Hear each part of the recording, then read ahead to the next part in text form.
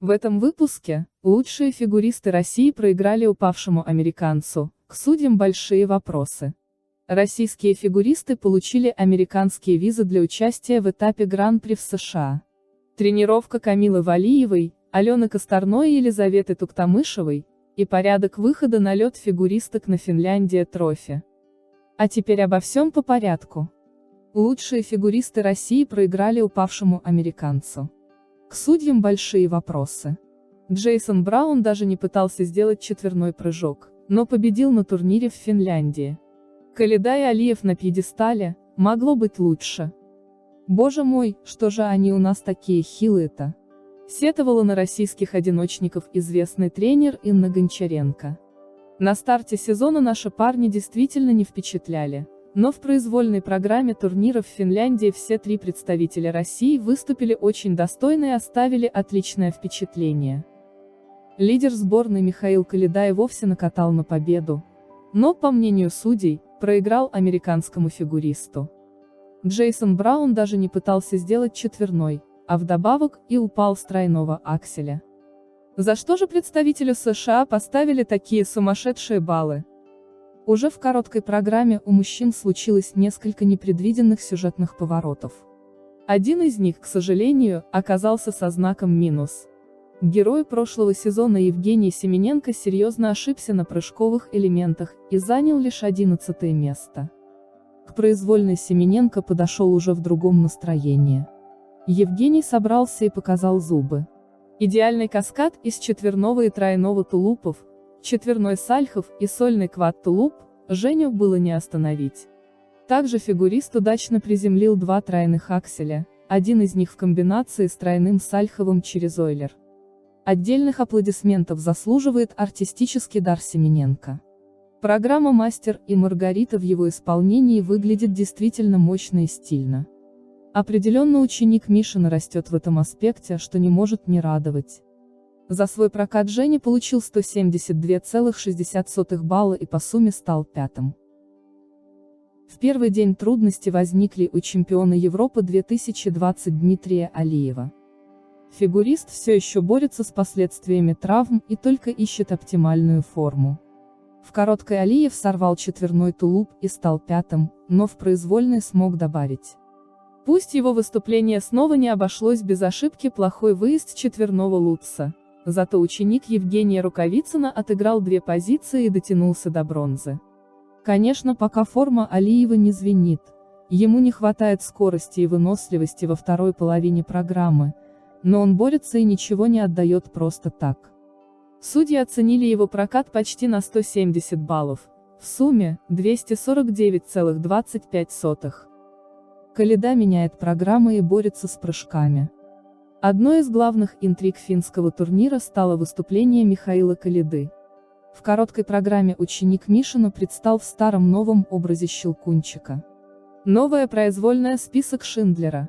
Поначалу постановка показалась вторичной, но Каледа смог привнести в нее что-то свое.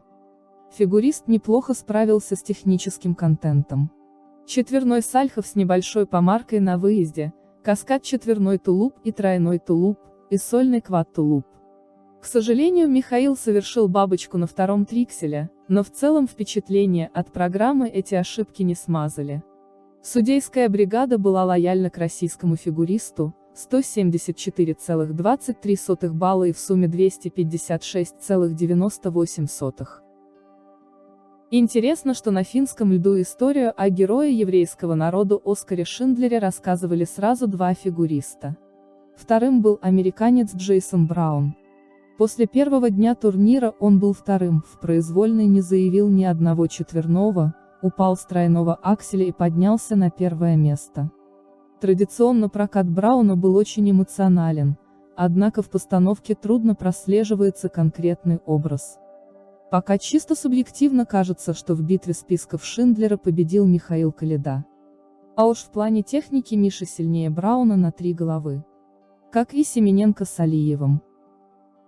И тем не менее арбитры буквально вытянули американца на первое место за счет сумасшедшей оценки за компоненты, 92,2 балла.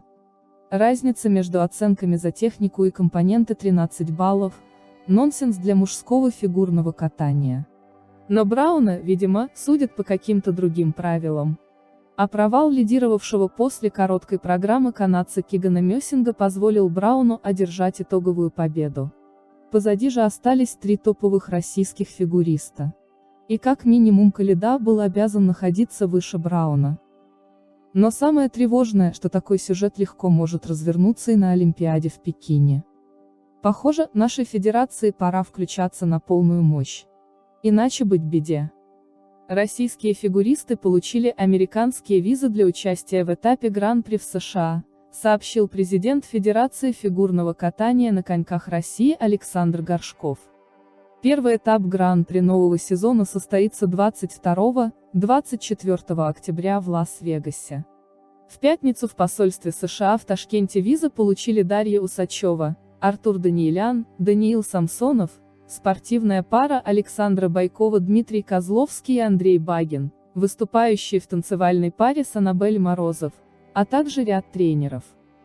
Фигуристы группы Этери Тутберидзе Евгения Тарасова и Владимир Морозов дважды ошиблись в произвольной программе Финляндия Троуфи.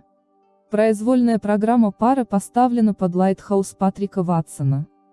Фигуристы легко исполнили параллельный тройной тулуп и подкрутку в начале программы, а потом начали ошибаться.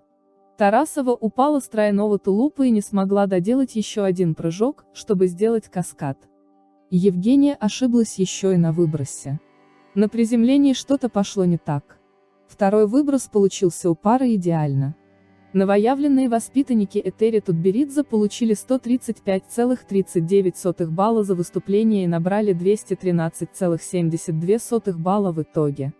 Пара опустилась на второе место по итогам произвольной программы. Несмотря на ошибки, хореограф пары Даниил Глейхенгаус вел себя спокойно на объявлении оценок. Камила Валиева исполнила несколько четверных прыжков на тренировке перед короткой программой на турнире Финляндия Троуфи. Спортсменка сделала прогон произвольной программы, в которой прыгнула четверной сальхов, тройной аксель с приземлением на обе ноги и каскад из четверного и тройного тулупа. После этого Валиева пообщалась с хореографом Даниилом Глейхенгаузом и прыгнула 2 каскада. Четверной тулуп и тройной лутс тройной тулуп. Вне прогона программы Валиева несколько раз безупречно продемонстрировала четверной сальхов и тройной аксель. Чемпионка Европы по фигурному катанию Алена Косторная заплакала на тренировке в рамках турнира Финляндия Троуфи, который проходит в финском городе Эспо. В прогоне произвольной программы спортсменка прыгнула двойной аксель, тройной лутс с плохим выездом и тройной ридбергер с приземлением на ход вперед. После этого Косторная заплакала и пропустила часть программы. Затем Алена исполнила 2 каскада с тройными прыжками, один из которых через Ойлер. Также фигуристка прыгнула тройной аксель, но уже вне прогона программы. Елизавета Туктамышева дважды упала на тренировке перед короткой программой на турнире Финляндия Троуфи. В прогоне короткой программы спортсменка сначала упала с тройного акселя, затем с тройного флипа. После этого Туктамышева исполнила каскад из тройных лутса и тулупа. В финском городе Эспо продолжается турнир по фигурному катанию Финляндия Троуфи, который входит в серию ISU Challenger. Сегодня, 9 октября, состоится короткая программа у девушек, начало запланировано на 16 часов 05 минут по московскому времени. Россию будут представлять 3 фигуристки, первая из них на лед выйдет Камила Валиева, получившая 15-й стартовый номер.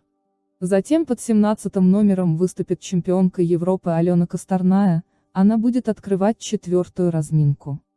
В 5-й группе участниц свою программу представит Елизавета Туктамышева.